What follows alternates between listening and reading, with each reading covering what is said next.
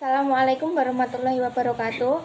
Perkenalkan, nama saya Asim Putriana. Saya dari Keperawatan 1 SMK Kesehatan Bakti Indonesia Medika Blitar. Di sini saya akan menjelaskan tentang infeksi nosokomial, batuk efektif, dan batuk dalam. Infeksi nosokomial adalah infeksi yang terjadi di rumah sakit atau dalam sistem pelayanan kesehatan yang berasal dari proses penyebaran di sumber pelayanan kesehatan, baik melalui klien, petugas kesehatan, pengunjung, maupun sumber lainnya. Pencegahan infeksi: cuci tangan, penggunaan sarung tangan saat melakukan tindakan yang memegang benda yang terkontaminasi, penggunaan cairan antiseptik untuk membersihkan luka pada kulit, pemrosesan alat habis pakai atau dokumentasi cuci bilas, desinfeksi tingkat tinggi atau sterilisasi, pembuangan sampah, batuk dalam, latihan nafas dalam. Definisi: bernafas dengan perlahan dan menggunakan diafragma sehingga memungkinkan abdomen terangkat perlahan dan dada mengembang penuh. Tujuan: mencapai ventilasi yang lebih terkontrol dan efisien serta mengurangi kerja bernafas, meningkatkan inflamasi alveolar maksimal, meningkatkan relaksasi otot, menghilangkan ansietas, menyingkirkan pola aktivitas otot pernafasan yang tidak berguna, tidak terkoordinasi melambatkan frekuensi nafas, mengurangi udara yang terperangkap, serta mengurangi kerja bernafas.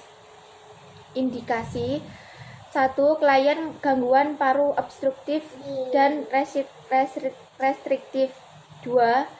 Klien pada tahap penyembuhan dari pembedahan toraks. 3. Untuk metode relaksasi. Cara kerja: 1. Jelaskan prosedur pada klien. 2. Cuci tangan. 3. Minta klien untuk meletakkan satu tangan di dada dan satu tangan di abdomen. 4. Latihan pasien untuk napas perut. 5. Minta klien untuk merasakan mengembangkan abdomen. 6. Minta klien untuk menahan nafas hingga 3 hitungan. 7. Minta klien untuk menghembuskan nafas secara perlahan dalam 3 hitungan. 8. Minta klien untuk merasakan mengempisnya abdomen dan kontraksi dari otot. 9. Rapikan klien. 10. Cuci tangan. 11. Dokumentasi. Batuk efektif. Definisi: batuk efektif merupakan batuk yang dilakukan dengan sengaja. Batuk efektif dilakukan melalui gerakan yang terencana. Tujuan: 1. Membebaskan jalan nafas dari akumulasi sekret. 2. Mengeluarkan sputum untuk pemeriksaan diagnostik laboratorium. 3. Mengurangi sesak nafas akibat akumulasi sekret. Batuk efektif. Persiapan alat dan bahan: 1. Sputum pot berisi desinfektan. 2. Kertas tisu. 3. Bengkok. 4. Perlak. 5. Sarung tangan. 6. Air minum hangat. 7. Buku catatan. Cara kerja: 1. Jelaskan prosedur pada klien atau keluarga. 2. Cuci tangan dan pasang sarung tangan. 3. Minta klien untuk meletakkan satu tangan di dada dan satu tangan di abdomen. 4. Latih klien untuk melakukan napas perut.